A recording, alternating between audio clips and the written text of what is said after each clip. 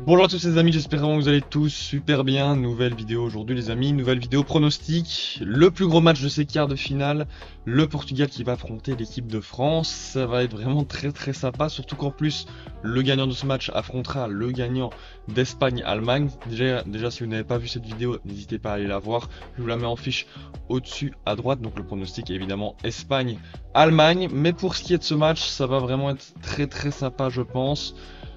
Et puis bah évidemment, bon, c'est deux grosses nations qui vont s'affronter pour une place en demi-finale qui va être très chère je pense et va falloir sortir de l'huile de coude pour pouvoir espérer se qualifier. Donc voilà, n'hésitez vraiment pas à liker et à vous abonner.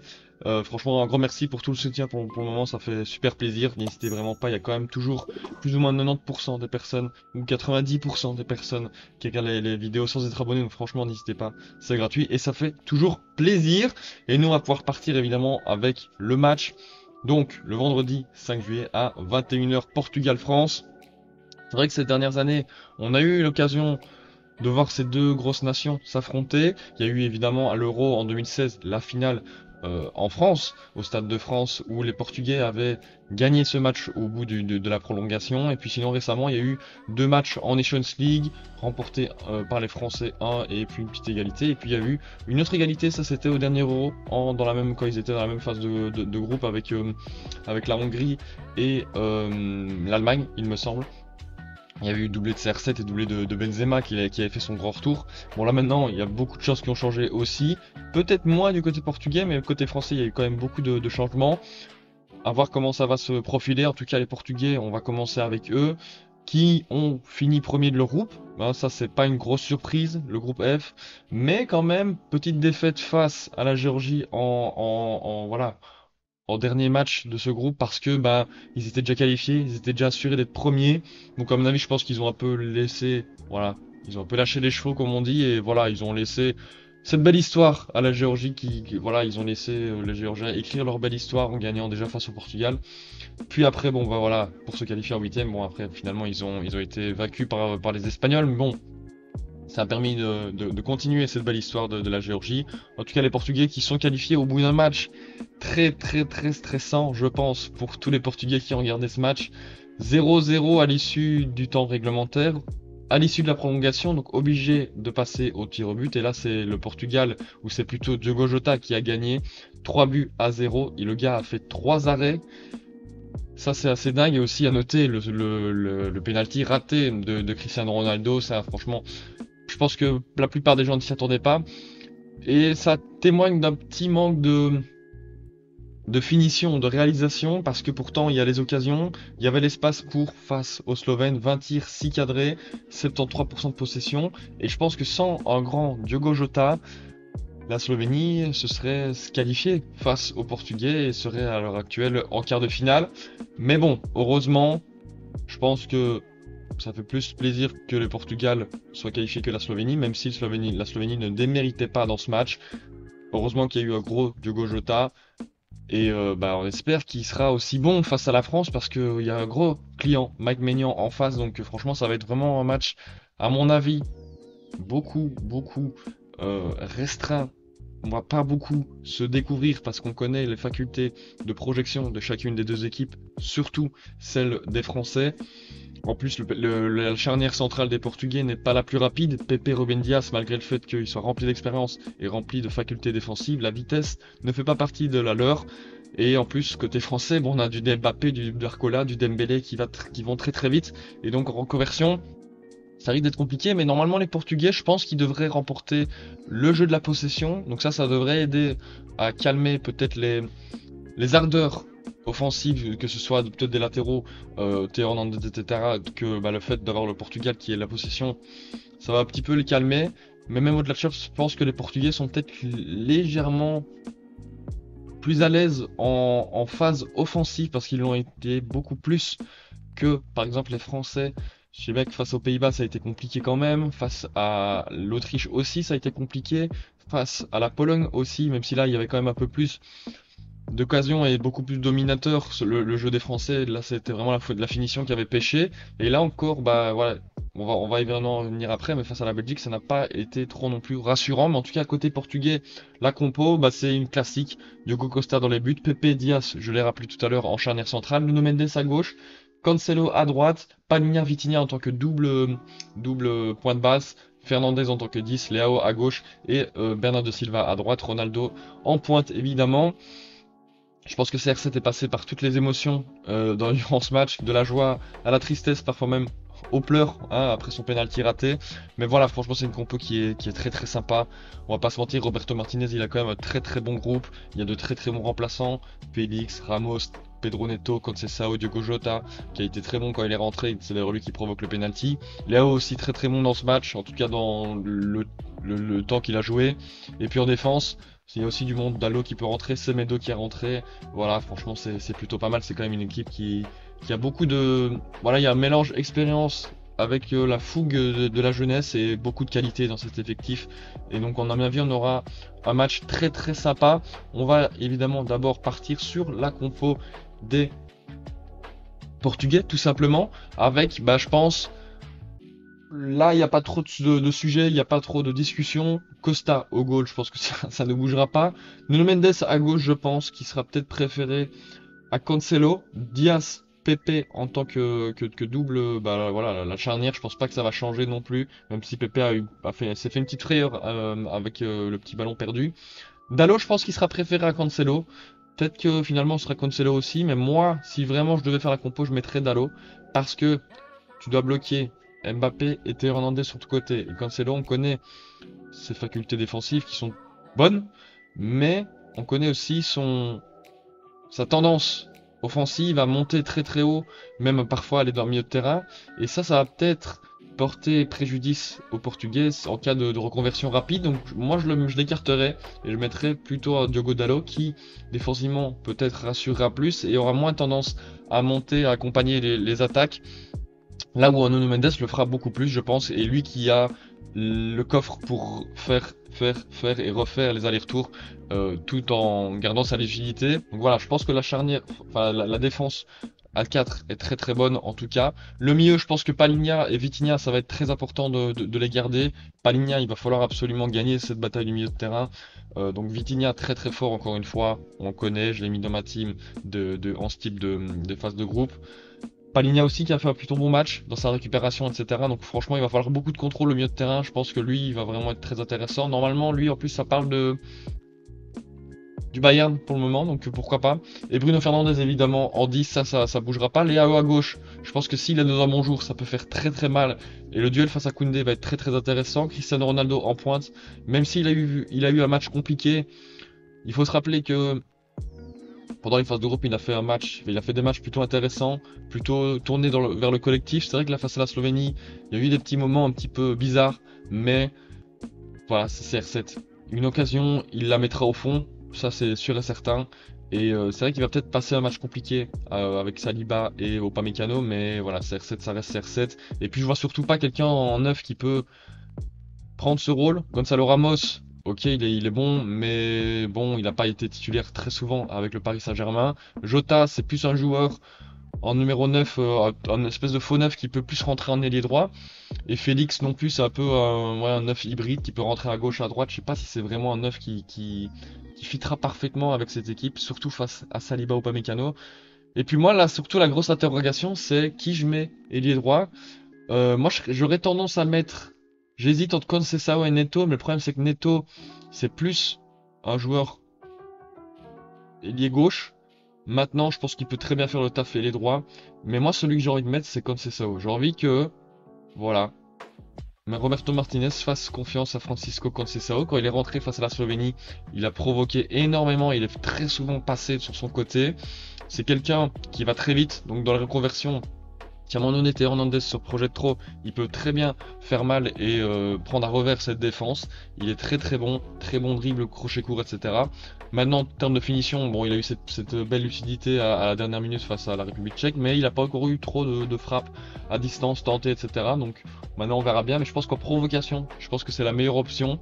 Peut-être un Félix aussi, peut-être, ouais, mais moi je pense que je préfère quand même un 50, c'est ça, en ailier droit. Donc voilà ma compo pour le Portugal. Je pense que c'est plutôt pas mal. Peut-être que, ouais, non, je pense que c'est comme ça que ça doit. Je pense que c'était une bonne compo. Voilà. N'hésitez pas vous à me dire ce que vous en pensez. On est parti du coup maintenant côté français. Bah les Français qui, comme on l'a vu tout à l'heure, ont fini deuxième de leur groupe, hein, avec 5 points derrière l'Autriche, mais qui ont battu les Belges 1-0 en huitième de finale. C'est vrai que j'avais fait une vidéo avant-hier, il me semble, de bah voilà, un petit débrief du match France-Belgique et en même temps Portugal-Slovénie. Et on a vu comme constat que la France, ils ont fait une France de Didier Deschamps, c'est-à-dire que ils n'ont pas tenté grand-chose, ils ont juste joué sans prendre de risques, attendre défensivement. C'est vrai que ça, c'est le point positif de ce match, c'est qu'en défense, ils sont très très très solides. Saliba et Koundé, ils ont fait un match exceptionnel, surtout Saliba qui devait se charger de Lukaku et il l'a fait magnifiquement bien. Franchement, il n'y a pas de grand-chose à redire. Le but français arrive un peu avec de la chance, on va pas se mentir, mais bon, même si la chance, il faut se la provoquer. Yann Vertonghen, du coup, qui dévie cette frappe à la 85e.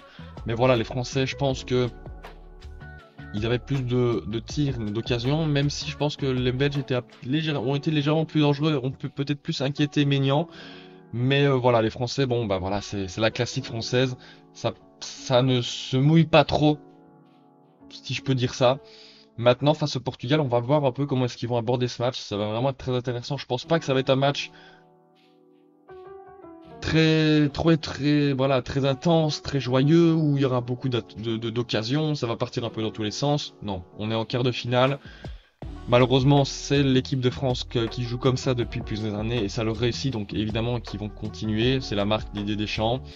La défense, en priorité, qui doit être bonne, et puis après l'attaque si possible. Donc voilà, évidemment les Français qui n'ont pas proposé le meilleur football, mais qui ont gagné ce match, et c'est ça l'important. Le petit couac, le petit point négatif de ce match, c'est le carton jaune de Rabiot qui sera évidemment suspendu face au Portugal en quart de finale. Donc ça, c'est vrai que c'est peut-être le petit bémol de ce match. Sinon, bah, défensivement, comme on l'a dit, très très fort, il n'y a rien à dire. Kanté, encore une fois, très très fort. Le milieu aussi a été très très bon. C'est vrai que plus après l'attaque, il y a des choix encore à faire. Il y a encore des réflexions parce que Marcus Thuram n'a pas du tout convaincu, en tout cas selon moi. Mbappé, un peu décevant. Il n'a pas pris assez d'initiatives, etc. Alors qu'il aurait pu prendre, par exemple, beaucoup plus la profondeur face à une équipe belge qui a une défense plutôt lente. Griezmann aussi, un peu bizarre son rôle. Voilà, il change le rôle un peu chaque match, donc c'est quand même compliqué à chaque fois de s'adapter. Il y a des solutions sur le banc. Peut-être que Didier Deschamps changera quelque chose, mais bon, il a fait un changement dans ce match, il a été payant parce que c'est lui qui provoque cette déviation de Vertonghen, Randal Kolo Muani, donc voilà, franchement, il n'y a pas grand-chose à redire. Côté français, je pense pas que ça va changer grand-chose, mais moi je vais apporter quand même quelques changements. On est parti pour la compo des Français, je me suis trompé. Donc voilà, compo des Français. Donc comme on l'a vu, Rabiot ne sera pas titulaire parce qu'évidemment suspendu, il a été jauni. Donc il y aura une question à se poser au milieu de terrain déjà. En termes de défense, je pense qu'il n'y aura pas de question à se poser. Maignan évidemment au goal, la défense avec Koundé, Upamecano, Saliba et Théo Hernandez. Je pense que maintenant ça s'est implanté, il n'y a plus de questions à se poser là-dessus. C'est maintenant où il y a plusieurs questions. Le milieu de terrain, bon, Kanté, ça je pense que il n'y aura plus de questions à se poser. Il sera titulaire à moins d'une blessure ou d'une suspension. Griezmann, j'aimerais bien qu'il reprenne ce rôle de numéro 10 qu'il avait tant apprécié en 2022 lors de la Coupe du Monde. Et pour accompagner Kanté dans ce double pivot, il y a une discussion entre Tchouaméni et Camavinga. C'est vrai que Camavinga n'a pas encore eu beaucoup de temps de jeu. Tchouaméni, il a joué les 2 derniers matchs en tant que titulaire. Il a été bon, c'est vrai que face à la Belgique, il a tenté quelques frappes qui sont passées chacune d'elles au-dessus, mais il y a toujours cette possibilité qu'un jour, et qu'à un moment donné, ça rentre. Donc moi, je préférerais associer Kanté avec Tchouaméni, parce qu'en fait, je pense que si c'est Camavinga, ça va un peu faire doublon avec Kanté. Je retrouve un peu les mêmes similarités avec Kanté entre Camavinga et lui. Donc je pense que Tchouaméni, ça peut être un peu plus complémentaire et avoir 2 profils différents à ce poste-là, ça peut être plutôt intéressant. Surtout face à Palhinha et Vitinha, il va falloir vraiment avoir du muscle. Et je pense que Tchouaméni a peut-être ce petit rôle en plus que n'a pas Camavinga, même si Camavinga, attention, il tient très bien sur ses quilles, il a un très bon physique, mais il peut peut-être un peu plus muscler son jeu de Tchouaméni. Donc numéro 10, Griezmann, ça je pense va falloir qu'il reprenne ce rôle-là. Et puis en attaque aussi, il y a des questions à se poser. Est-ce que Barcola sera enfin titulaire à la place de Dembélé. Moi, j'aimerais bien, mais je pense que Dembélé sera remis sur le terrain parce que ça n'a pas du tout fonctionné en termes offensif face à la Belgique. Marcus Thuram, il doit plus, pour moi, il doit plus être titulaire. C'est pas du tout un titulaire, Marcus Thuram. Il doit être, en fait, Marcus Thuram, il doit être absolument associé en 4-4-2, sinon ça fonctionnera jamais. Mbappé de l'autre côté gauche, ça, bon, ça ne bougera pas. Moi, je pense que Giroud peut être mieux. Peut-être qu'il partira sur Colomwani comme il a marqué, mais moi, je pense que Giroud, ça peut être mieux. Giroud, il a l'expérience, il va affronter Pepe, Ruben Dias, il pourra très bien jouer en pivot, bien cool, distribuer des ballons à Mbappé, Dembélé sur les côtés. Les centres, il va être très très bien pour les reprendre. Je pense que normalement, il devrait facilement prendre le dessus sur Ruben Dias et Pepe, de par sa taille. Et puis côté droit, Dembélé, bon ça c'est la petite question, Dembélé, Barcola, Dembélé, Barcola, Barcola, Dembélé, je sais pas trop. Je pense que Deschamps mettra Dembélé. Maintenant, à voir s'il fait une mauvaise mi-temps, je pense qu'un changement pour Barcola ou même Coman n'est pas à exclure.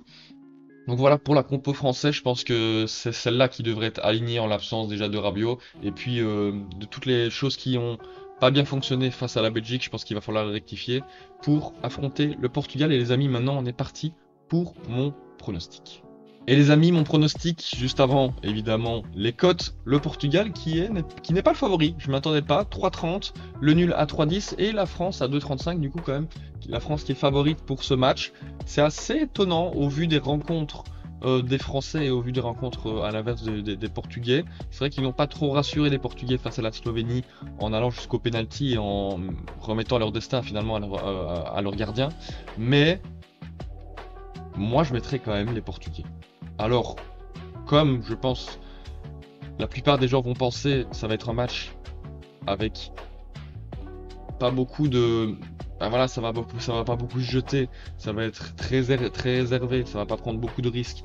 Forcément, côté français, ça c'est la symptomatique française côté Deschamps, c'est ne pas prendre de risques, avoir une défense solide et pouvoir se projeter s'il y a la possibilité, mais ne pas prendre absolument de risques. Et les Portugais, du coup, devront faire absolument avec et ne pas trop se projeter, parce que je pense que la France va peut-être adopter une tactique de contre-attaque, de reconversion rapide avec Dembélé, Barcola ou Mbappé sur les côtés. En l'absence, par exemple, par exemple, quand Nuno Mendes va peut-être monter, ou peut-être Dalot quand il va essayer de monter, et puis surtout la charnière qui n'est pas très rapide, je pense que ça va être comme ça que la France va jouer. Maintenant, après, je peux peut-être me totalement tromper. N'hésitez pas d'ailleurs à me dire votre pronostic en commentaire. Et pour le buteur, côté portugais, j'hésitais longuement entre Cristiano Ronaldo et Leao, parce que CR7, c'est les types de matchs qu'il aime bien, où il faut clutch, j'ai envie de dire. Mais Leao, il m'a vraiment bien convaincu face à la Slovénie, et s'il est dans un bon match, je pense qu'il peut faire la différence sur son côté, et faire très mal à Koundé. Et donc voilà, et même les contre-attaques, je pense que ça peut vraiment être très intéressant dans ces prises de balles, dans ces dribbles. C'est plutôt intéressant Léo. Donc voilà, côté portugais. Donc voilà, je vois une victoire du coup des Portugais. Et du coup ma demi-finale serait Espagne-Portugal. Et ça ce serait vraiment très intéressant parce que ce serait deux équipes très joueuses. Donc franchement je m'en réjouis si c'est le cas. Et puis si c'est pas le cas, c'est pas grave, hein. Voilà, tout le monde a le droit de se tromper. Donc voilà, franchement, j'espère que vous avez kiffé. C'est déjà la fin, les amis. Si c'est le cas, n'hésitez pas à liker et à vous abonner et à me dire en commentaire votre pronostic pour cet énorme match, pour cet énorme quart de finale. Et puis les amis, on se retrouve demain pour une nouvelle vidéo. C'était Bencher. Ciao, ciao.